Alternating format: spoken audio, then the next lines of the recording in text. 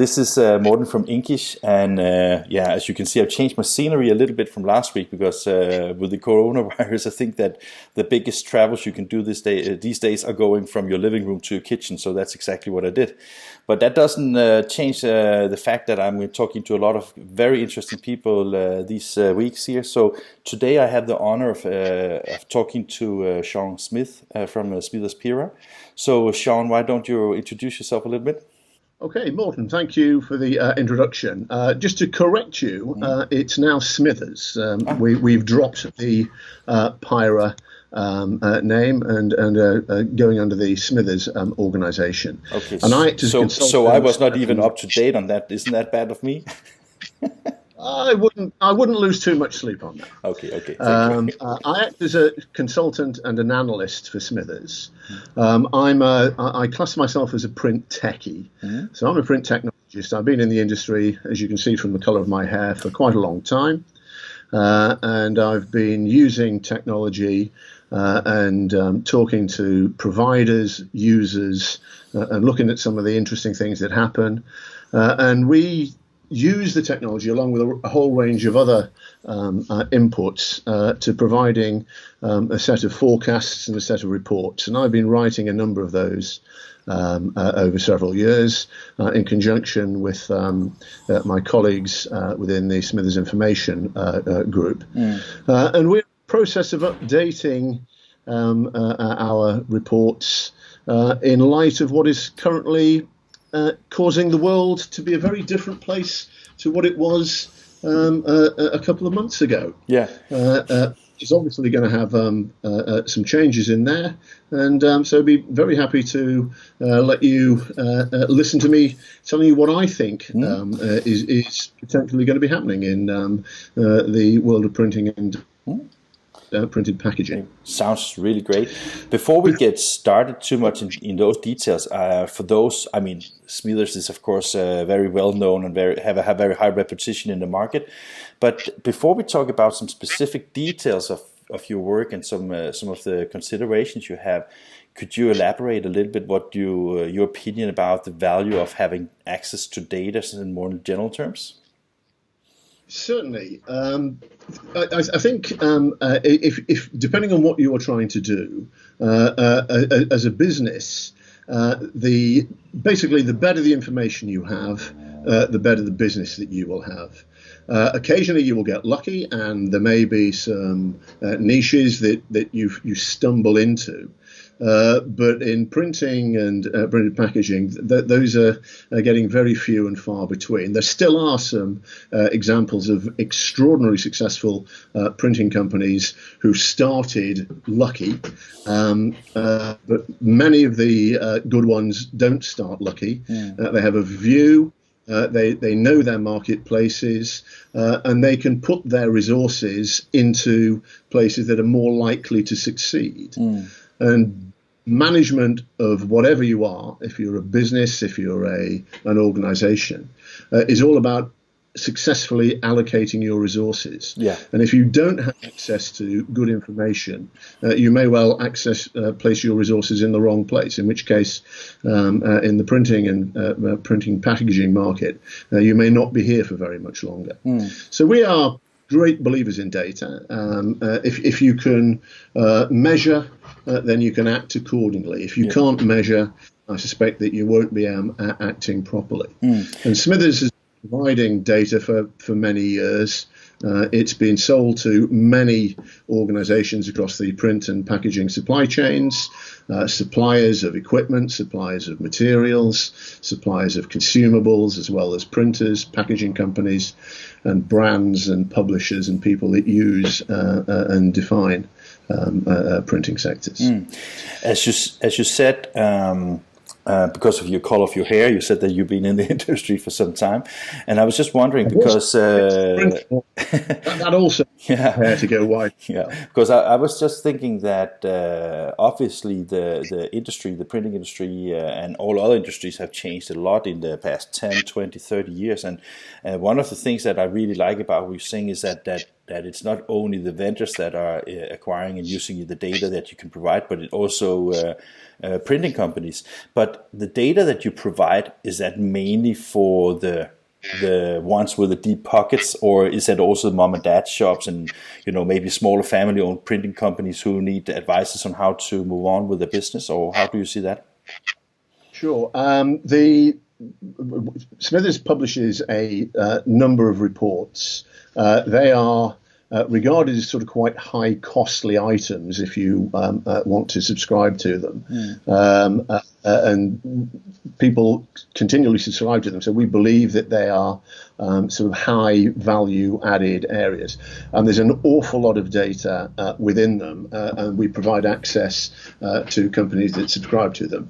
And so in general, you have a lot of mom and pop shops would be priced out of that, if you like. Yeah. But in any case, they will have access to certainly some of the trends and the major things that we think are growing, falling, and declining through releases, through subscribers who may be equipment manufacturers who will parcel up some of the data and show it as they're providing marketing support, or some of the print organizations from Intergraph. Yeah, but because the latest congestion of data that I saw from your hand, or not maybe your hand personally, but from Smithers, was the report from Intergraph about the status of the European printing industry. So is that like a consecutive report where you consolidate data for them, or is that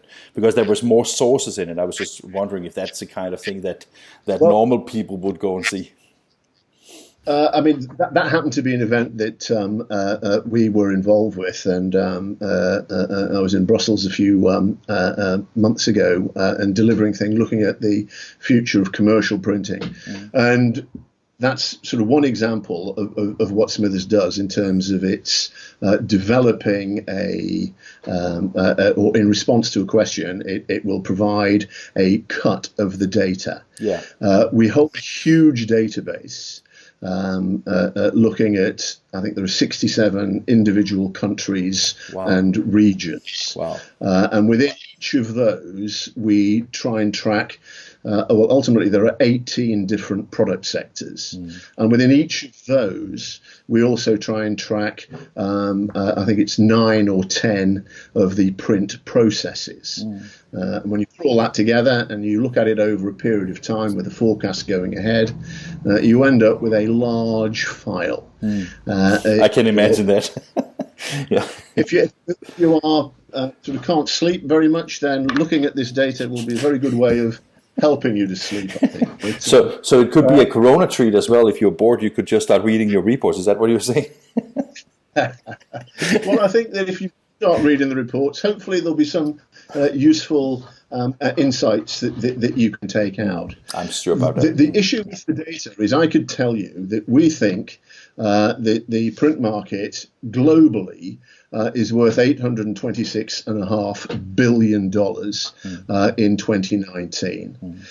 We think it was going to grow by about 1% globally to get up to 834.2 in 2020, but that's not going to happen. In that, but that's not a huge amount of use to you. No, but one of the now you mentioned that number is that I'm going to ask you in a second, but before I do, I'm just wondering, how do you accumulate that data? Is that by looking into the books and try to figure out the value for? I mean, just the fact that you have 250,000 printing companies in India worth $11.6 billion. Is a big chunk, but it's also, if it's divided on 250,000 printing companies, the number is not that big, right? So I was just wondering, how do you accumulate and get accuracy in when you have estimates like that?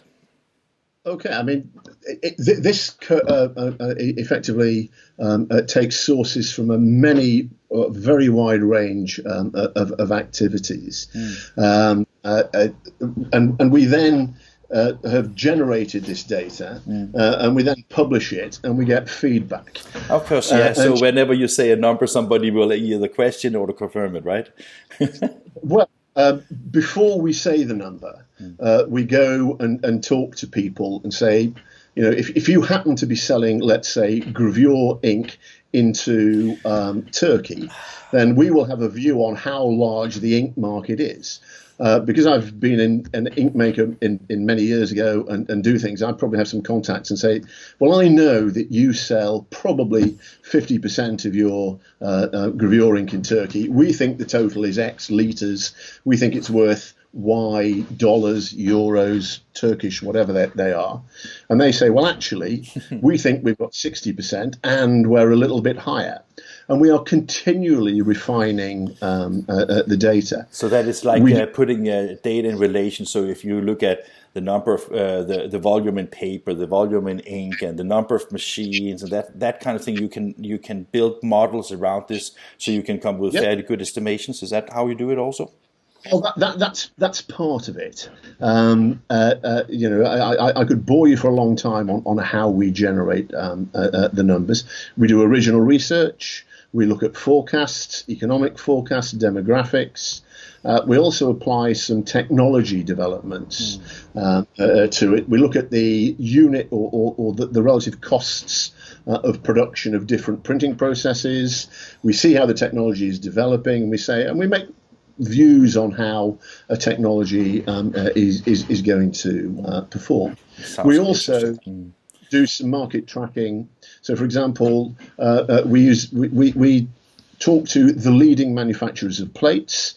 Each of them sends us their volumes of different categories of plates, where they sold them. We coordinate that data, total it up, and tell company Y they have X% share in the Middle East, X% share in wherever they want to know, and see how they are going against the overall market. And we do that for a lot of people, and people are generally willing, if you give them an estimate, they probably tell you what their market is and what their values are. But what they will do is they'll say, well, we think you're too low in one place and other areas. And this data is out there, and it's very widely spread, and it's very rare I get a call saying, you're totally wrong. One of the questions, and I'm very curious about, because when you say $819 billion in global revenue in the printing industry, I couldn't help thinking of, I was at the Online Print Symposium in Munich in the beginning of March, where CEO Rainer Hundsdörfer from Heidelberg, he was pretty solid in his expression about that the global print market has been quite stable over the past years, around 400 billion euros. I was just wondering, do you know why these differences in how you see the print market? I mean, if you are a global leader in the offset printing industry, I would think that you have access to at least some of the same data, maybe even subscribing to your data to get an idea about market size. The whole point of printing is people talk about the market, they talk about the industry. There is not a single print market or single print industry. It is a great continuum. Okay, so that is the diversity of silos and segments that can be talked about. So everything from newspaper printer to a commercial print shop, mom and pop shop, a signage display printer, a magazine publisher, a magazine printer are going to be very different to a flexo manufacturer of flexible packaging. The Smithers data, the top line, includes printed labels and packaging. It includes publications. It includes graphics. We would size the graphical sector of that in 2019 at exactly $400 billion, well, give or take a few. If I put numbers down to an area. And it may well be that the manufacturers, whoever they are, talk about their addressable market. Okay, of course, and that makes, of course, sense then because, I mean, it doesn't make sense to talk about market shares in a market you can't address anyway, right? So the numbers. So when an audience is listening to different people and they say different numbers, for example, when it comes to size of market, it's more a question about defining what markets in the printing industry you're basically addressing. That certainly is an important criteria, and different companies will address different portions of the market. For them, it may be the value of equipment, the value of consumables, the value of everything that goes into the print market, rather than necessarily the factory gate pricing, excluding VAT. How you express it? Are you using constant dollars? Are you using current value? Yeah. And if it's in square meters or tonnage, you will get the same data. It can be very different. Yeah. And I am absolutely not going to say that one is right, one is wrong. No, that was not my intention. Sorry, that was not my intention with the question. My intention was more like, sorry? You need to know the definitions. Yes, it's precisely. Difficult. So I apologise for speaking over you. That's okay. Understanding what people are talking about and the criteria that they are using when they make market definitions is important. The other thing I always sort of bring up to when people ask me about data is my father was an economist. I have inherited many things from my father, but I am no economist. But he always liked to talk about Milton Friedman, who the great US economist, who had some fantastic sayings for everything. And he said that economists give their predictions because they are asked what their predictions are, not because they know. So I'm very aware that people will have different views on market figures. Smithers has been doing this for a long time. I've been spending quite a long time on it. And I have a lot of background and developments in how we think the market is going. And generally, we have a pretty good track record. Yeah, but I also think that, but I think that one of the things that are quite interesting with Smithers is basically that I guess that the methodology that you have used over the years are more or less the same. So that means that you can track the changes when, for example, it goes from litho offset to digital inkjet or whatever. So you can, because you're using the same measures in your reports, right? We use the same measures. Yeah, absolutely we do. But they tend to change. So 15 years ago, or whenever we started doing this, there was no inkjet textile printing. Yeah. Now there is a lot of inkjet textile printing. We tracked within our data, we avoid the value of industrial printing for fabrics, for garments, for carpets and various other things. But we would include soft signage. Now, soft signage market and a lot of textile printing have basically coalesce together. You cannot say where one starts and one finishes. So although the methodology it has been broadly consistent, it changes hugely. It's interesting when we look at the printing processes. We define inkjet fairly obviously as things that use non-contact printing through inkjet. Is Lander an inkjet process? Or it's something different? Yeah. In Smithers' world, it's an inkjet process. Yeah. But that's possibly because but you need to understand the definitions. Yeah. It's also funny that you mentioned this, because I remember, I think maybe 2 or 3 years ago at one of the print shows in Chicago, I had a conversation both with Ron Gilboa and with Frank Romano, because that was a time where this book Newprint was quite a lot in the media. And one of them was, I think it was Ron, he said, yeah, but it's funny with Newprint, because there's nothing new print. It's just changing from being some technology to some other technology, because we have always been printed on garments and things like that. Now it's because it's coming on into the more conventional printing company sphere that now we start to think of it as a new print, which is kind of what you're saying here when you talk about this, right? Absolutely. It's definition. So the numbers that I'm going to be talking about do not include the value of printed tiles and ceramics, which is an important sector. It does not include printed electronics. Yeah. which are both exciting areas to look into in the future. I don't know about what you think about, because as you introduced yourself, you are a print technologist as well, right? So I was or nerd or geek or whatever, and I was just wondering, do you think that I think that some printing companies might consider some of the new print areas like print electronics, printed garment, maybe also print electronics. But do you think a 3D print, do you think that is something that naturally belongs to the conventional printing industry, or how do you look at that? It belongs to certain sectors of the printing market. In the 90s, I was the technical director at Wrexham Printing, and we owned. There were a 2 billion pound company in those days. We owned a company on the Isle of Wight in the south of the UK, NFI, who did exactly this. They printed using silkscreen the various analytical testing mechanisms for blood sugar levels in glucose. They printed keyboards for IBM. They printed some of the car, the dashboard components of cars. They were part of a group. We probably didn't treat them as well as we might have done, but absolutely, printing companies will spot opportunities. Yeah. We talk about disruption, and we're in an hour. Nobody knows what's going to happen. No.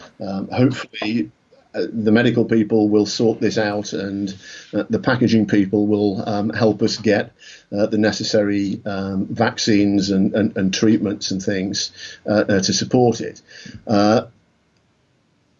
But we don't know exactly how long it's going to take, and we don't know what the economic damage is going to be before it happens. But at some stage, there is going to be the day after tomorrow. 100% sure, yeah. Absolutely. Yeah.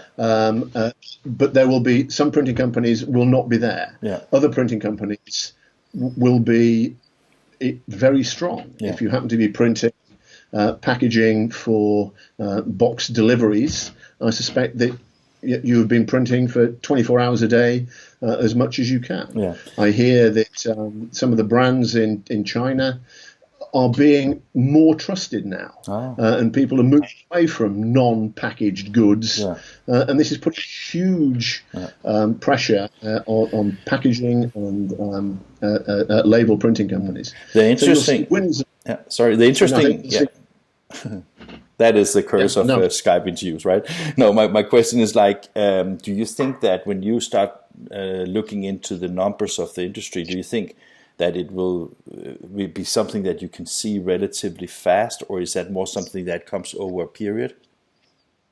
I think it comes over a period, but I think what will happen is that a traditional printing company that may have had one or two litho machines, it may have had a digital press, and it may have been producing a wide range of things, will see a lot more non-ink on paper, non-ink on substrate added value opportunities, whether that be very fast turnaround, whether it be doing design, partnering with clever finishing companies and doing a range of things. And that's been happening forever. Yeah. And more and more of the companies, when I go and see them, they are not just printed product providers. They do events, they do all sorts of strange things, and I think that will accelerate. Yeah. And I think see a lot more partnering, sort of going forward.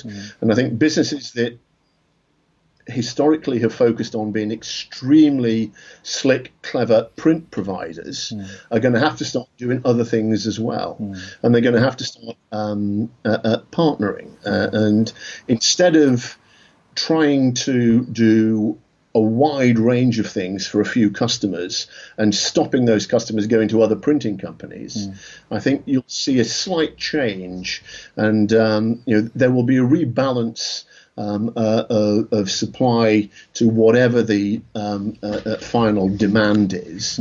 But I think you'll see a lot of innovation, and variation in what companies do and what they regard as being the traditional markets. And there is absolutely no doubt some of them are going to look at packaging and labels and new printing. Yeah. It may be new printing for them, but wallpaper has been printed for hundreds and hundreds of years. Yeah. Probably before commercial printing in some cases. Yeah. Sean, one of the things that I am thinking about talking to you, it must be fantastic to sit in a company with that wealth of information that you have, because I guess that you sometimes also get information under NDAs, and I guess that you can even use your data to support developments of technology in certain directions, because you have this insight of data that is extremely valuable. But is that first of all, is that a correct assessment that you have that and you can use it that way? And secondly, if you do so, is it can you talk also about megatrends in where, if you look at the printing industry in a long-term perspective, can you use data to kind of see the future? Well, seeing the future is always difficult, and anyone who tells you who can see the future is probably lying.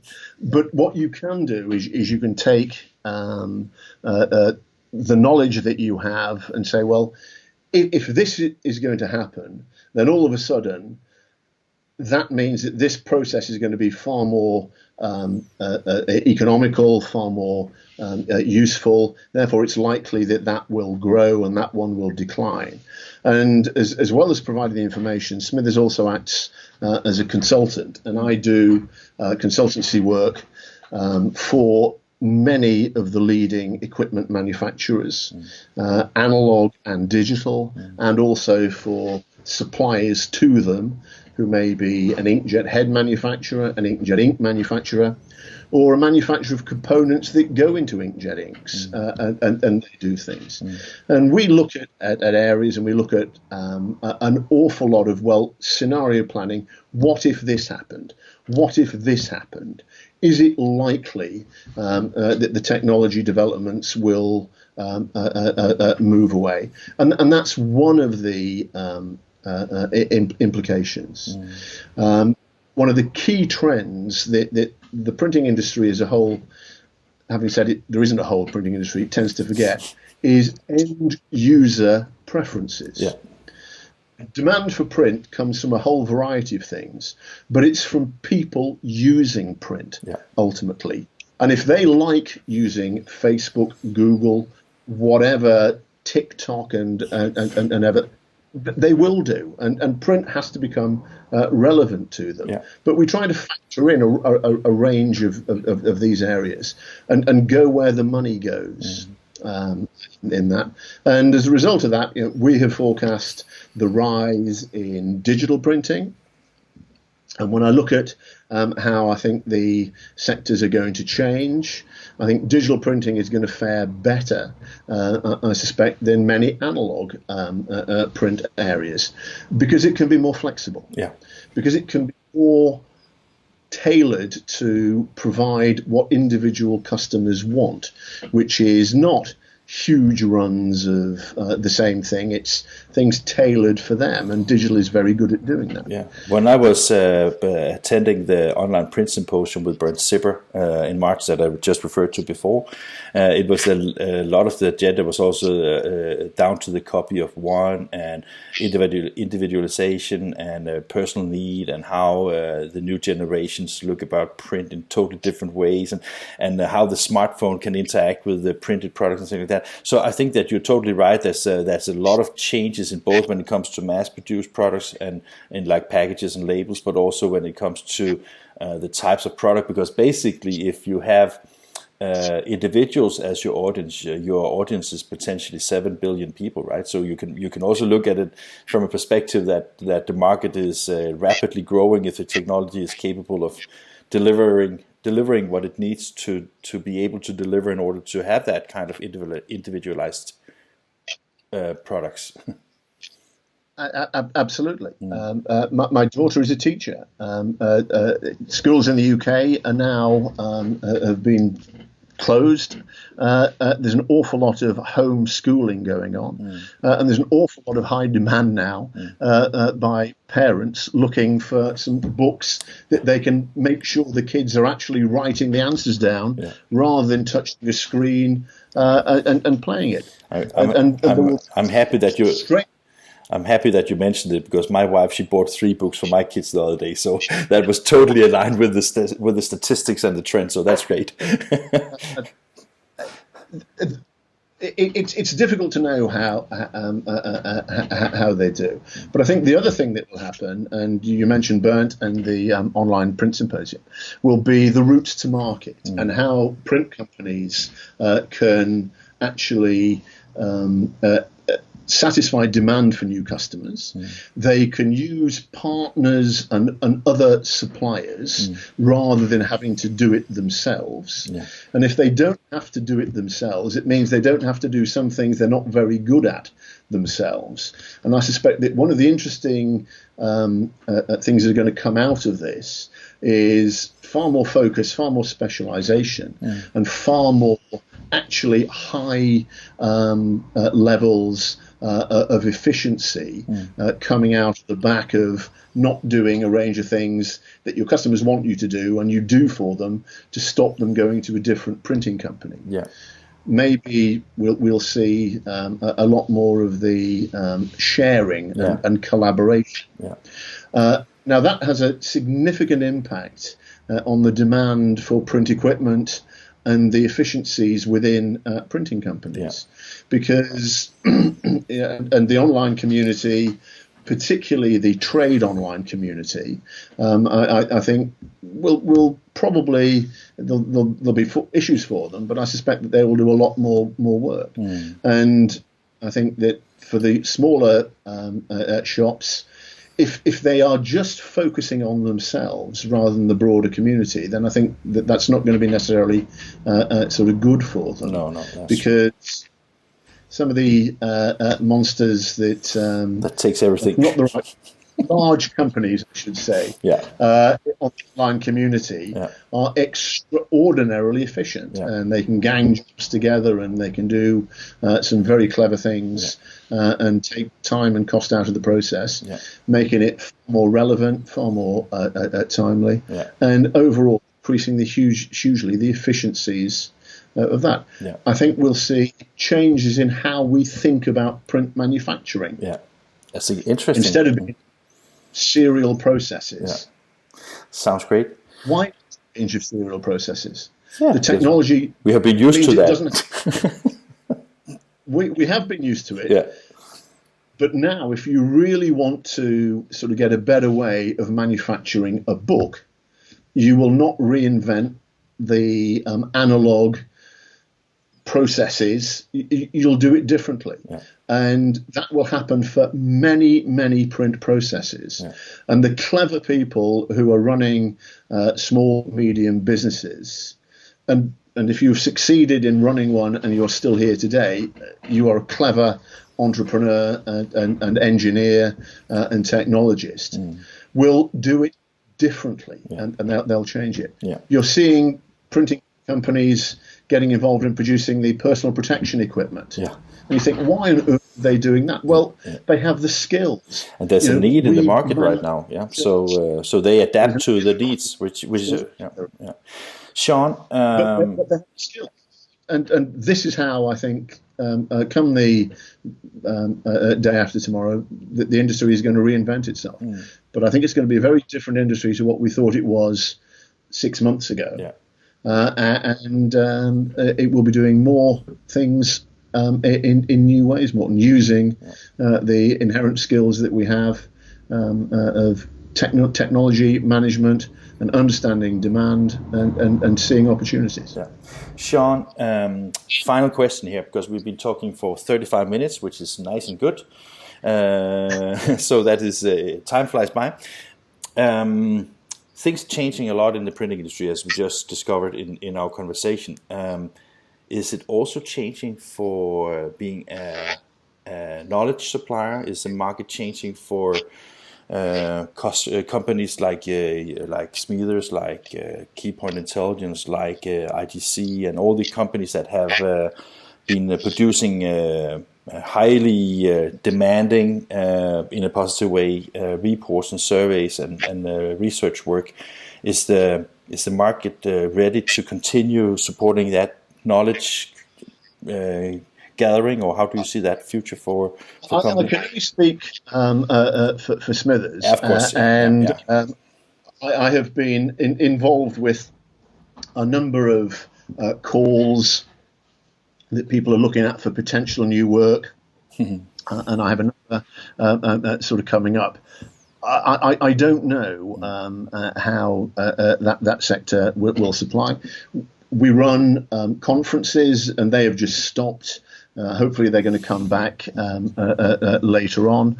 We do bespoke consultancy as well as providing the reports.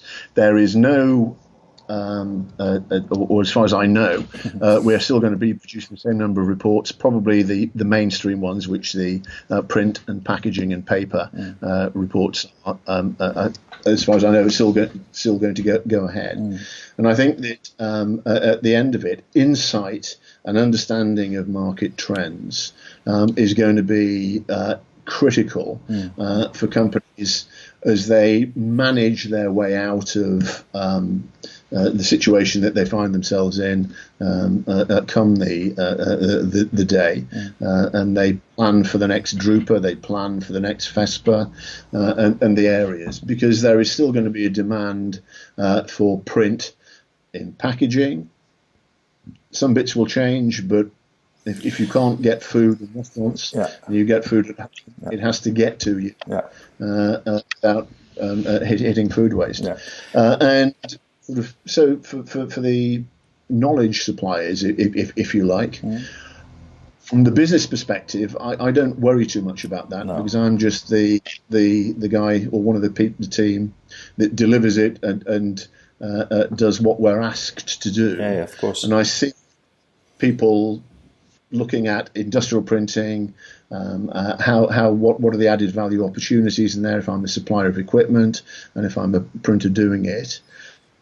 And I suspect that there will still be a requirement for that, but I think the businesses will be slightly different going forward, and hopefully sort of focused at supporting people and seeing how they might change their market offering to make it more relevant for the market to take advantage of.